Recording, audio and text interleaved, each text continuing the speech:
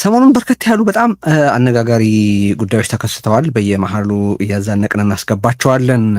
ግን በትላንትናው ዕለት በፋና በኩል የተላለፈው የአቶ ጌታቸው ረዳ ቃለ ምልልስ በይዘቱና በራሱ በመደረጉ ጭምር በእጅጉ አነጋጋሪ ሆኖ ብዙ ሲያጽፍ፣ ብዙ ሲያነጋግር፣ ብዙ አስተያየት ሲያቀባብል ነበር። በእኛ በኩል ሰፋ ባለ ሁኔታ ምን ማለትነቱን ለማየት እንሞክራለን። ዛሬ የተነሱትን ነጥቦች ስፔሲፊክሊ በማንሳት በእኛ በኩል ያለውን እይታ እናነሳለን። እንድ ከአጠቃላይ የቀጣናው ጂኦፖለቲካ አንጻር ይሄ ምን ያመለክታል የሚለውንም ለማየት እንሞክራለን ማለት ነው። ስለዚህ አብራችሁን ከቆያችሁ በውስጡ በምናነሳቸው ጉዳዮች ምክንያት ትግራይን፣ ኢትዮጵያንም ሆነ ቀጣናውን የተመለከቱ በርካታ ነጥቦች እናነሳለን እና አብራችሁን እስከ መጨረሻው ዝለቁ ማለት እወዳለሁ።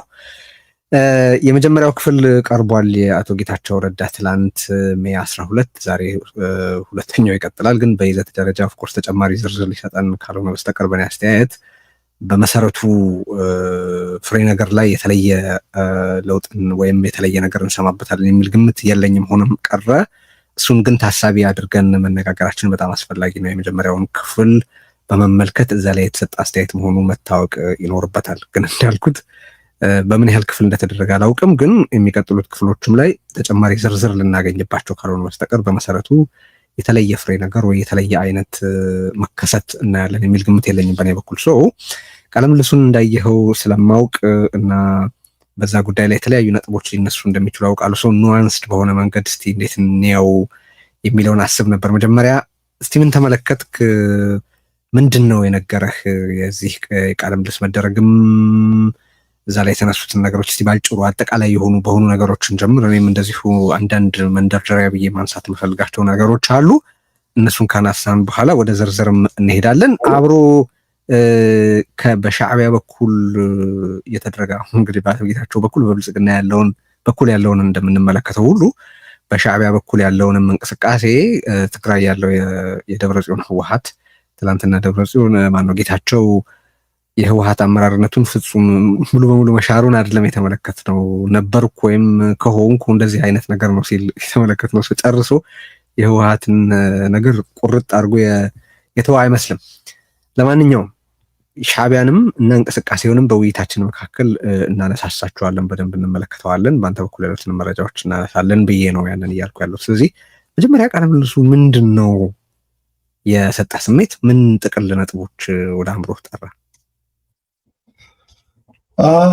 ምንድነው ቴዲ 2013 የጦርነቱ ዋዜማ ላይ የነበረው ለጦርነቱ ይደረግ የነበረ እንቅስቃሴ ፕሮፓጋንዳውን አሁን ያኔ የትግራይ ህዝብ የፖለቲካ አመራር፣ ወታደራዊ አመራር አንድ ላይ ሆኖ በአንድነት ያኔ እየመጣ የነበረው በትግራይ ህዝብ ላይ ያንዣበበ የነበረውን አደጋ በመከት በብልጽግና እና አጋሮቹ ደግሞ ወደ ጦርነቱ ለመግባት ሲያደርጉት የነበረ የፕሮፓጋንዳ ዝግጅት ነበረ። አሁን ላይ ያለው ልዩነት ምንድነው? አንድ የብልጽግና አጋሮች አብረውት የሉ። ሁለተኛ የትግራይ ፖለቲካ ብልሽት የወለደው የትግራይ አመራሮች መከፋፈል፣ እንዲሁም ወደ ሌላው ከፖለቲካ አመራሩ በተጨማሪ ያለው ኦል ዘ ዌይስ ከዳያስፖራም ጭምር የሚደርስ ክፍፍል ያኔ አጋሮቹን ይዞ በራሱ ፕሮፓጋንዳውን ያጦዘው የነበረ የፌደራል መንግስት አሁን ከትግራይ በኩል በትግራይ ልሂቅ በተለይ ፖለቲካ አመራር ስንፍና ወይም ውድቀት ልለው እችላለሁ፣ በዋናነት የህወሓት ማለት ነው፣ የህወሓት ውድቀት። ይህንን በቃ ምቹ የሆነ የተደላደለ በሳህን እንደዚህ በፕሌት ተዘጋጅቶ የቀረበለት ነገር ተፈጥሯል። ብልሽቱ እውነት ነው፣ ብልሽት አለ። ግን ለብልጽግና በብልጽግና ተቋም ለብልጽግና የቀረበ መሆኑ እና ደግሞ ጀነሳይድ ፈጻሚው ራሱ ብልጽግናና አጋሮቹ መሆናቸውን ጥያቄ የለውም። አቶ ጌታቸው የሰጡት ቃለ ምልልስ እውነት ነው። ትግራይም ላይ ሆኖ ያነሷቸው የነበሩ ነገሮች ነው። ቋንቋውና ቦታውን የተቀየረው እና ለብልጽግና በጣም አብቻ ሆነለት። ያው ከሻዕቢያ ጋር ያለው ግንኙነት የህወሓት ይታወቃል። የህወሓት ምዝገባ ጉዳይ አንስተናል በተደጋጋሚ። ያ ራሱ ይዞት ሊመጣ የሚችል ጦስ አጠቃላይ ቀጠናዊ ቅርጹም ለዛ አመቺ እንደሆነ እና ሊጀመር የታሰበ ነገር እንዳለና ለዛ የሚሆኑ ነገር ግብአቶች እየተሟሉ ያሉ አድርጌ ነው የወሰድኩት። በዛ ላይ ብልጽግና ደግሞ የራሱ የጋለ ምጣድ ቁጭ ብሎ እንዳለም መርሳት የለብንም። የመሀል ሀገር ፖለቲካው ጦዟል። የሐኪሞች ጥያቄ አለ። የኑሮ ጉዳይ አንስተው ሰልፎች እየተደረጉ ነው። የአማራና የኦሮሚያ ጦርነቶች አሉ። እነዚህ ሁሉ ስታይ ብልጽግናም የራሱ እዛ እየተቀጣጠለ ያለ ነገር አውጥቶ ኤክስተርናላይዝ ማድረግ ይፈልጋል።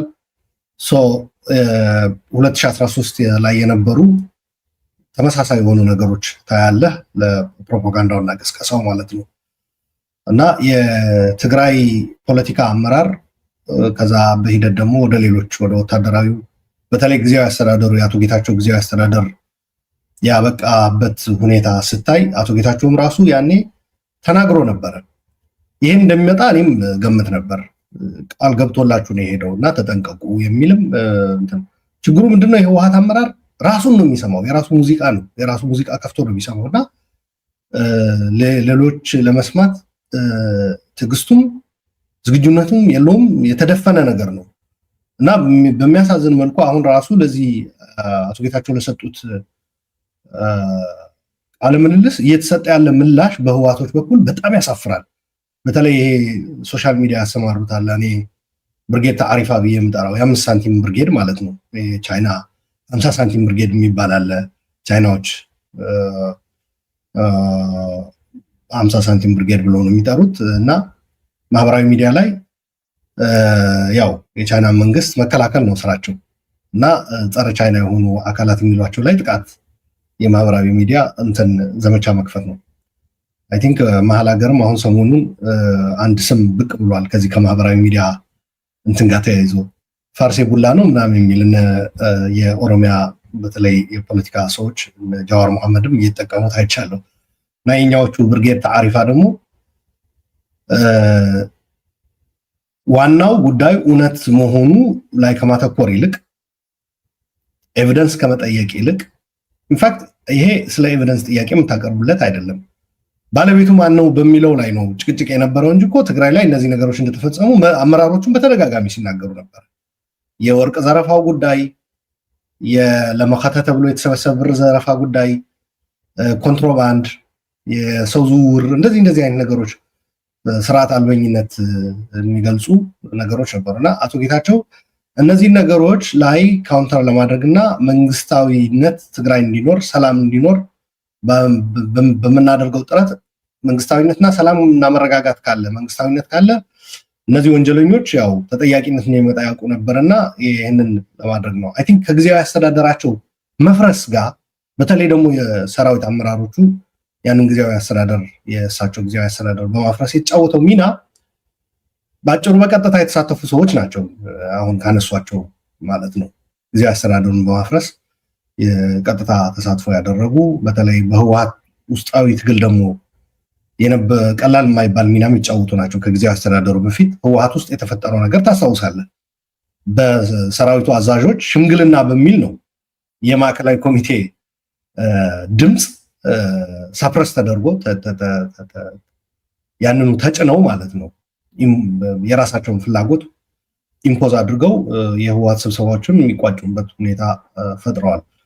ከዛ ባለፈ ግን እዛ ላይ አልቆሙ። የውስጥ የፖለቲካ ሽኩቻዎች ያንኑ ነገር አሸናፊ ሆኖ የሚወጣ ኃይል በተለይ እነሱ የሚደግፉት የደብረጽዮን ቡድን እንደማይወጣ ሲያውቁ መሳሪያ ይዘው ነው የገቡበት፣ በጣም በሚያሳፍር መልኩ ማለት ነው። ያኔ አቶ ጌታቸው መቀለን ለቀው ከመሄዳቸው በፊት አንድ ቃል የገቡላቸው ነገር ነበር። ኢቭን ይህንን ጊዜያዊ አስተዳደር ብታፈርሱት እንኳን እኔን ከስልጣን ብታስወግዱኝ እናንተ ወደ ስልጣን እንዳትመጡ የቻልኩትን ሁሉ ትግል አድርጌ እናንተን ለማስቆም ጥረት አድርጋለሁ የሚል ነበር እና ያቀረቡት ነገር ከሞላ ጎደል እኔ ከእውነት የራቀ ነው ማለት አልችልም። በዛ ላይ ተጠንቶ አሁን ልዩነት ፈጥረው የተለዩዋቸው ጓዶቻቸው ራሱ ያመኑበትና አብረው ያዩት ነገር ነው ያቀረቡት። ለጸጥታ እና ለፍትህ አካላትም ያ ነገር ተሰጥቷል። ያ ጥናት ማለት ነው፣ ያ ኢንቨስቲጌሽን የተደረገው በዚህ በወርቅ ዘረፋ፣ በሰው ዝውውር፣ የመከተ ብር እንትን በማድረግ በማጭበርበር እንደዚህ አይነት ነገሮች የተፈጸሙ ነገሮች በእውነት እንደሆኑ ምንም ጥያቄ የለውም።